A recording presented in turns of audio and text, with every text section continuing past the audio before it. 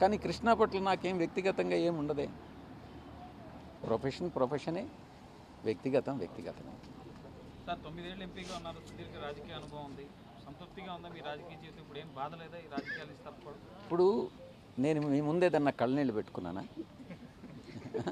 నేను రాజీనామా సమర్పించి బయట వచ్చాను. మీతో సంతోషంగా నేను ఈ క్షణాలు గడుపుతా ఉన్నా.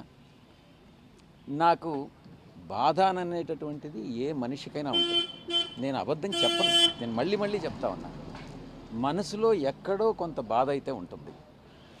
కానీ ఆ బాధ అన్నటువంటి దానికన్నా నేను న్యాయం చేయలేకపోతున్నానే అన్నటువంటిదే ఎక్కువ బాధను కలిగిస్తుంది.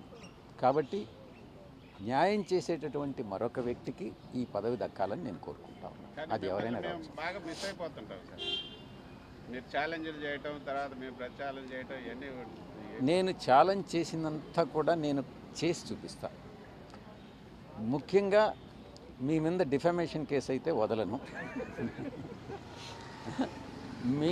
ఎందుకనంటే నేను ఉమనైజర్ కాదు, ఎవరు ఉమనైజర్ అనేటటువంటిది మీకు తెలుసు. దాని విషయంలో మాత్రం నేను వదిలే ప్రసక్తే లేదు. ఇంకా చాలా ఉన్నాయి. కేవీ రావు విషయం నేను లాస్ట్ ప్రెస్ కాన్ఫరెన్స్లో నేను చెప్పాను, కేవీ రావు మీద డిఫమేషన్ వేస్తాను అని. ఈరోజు చెప్తా ఉన్న కేవీ రావు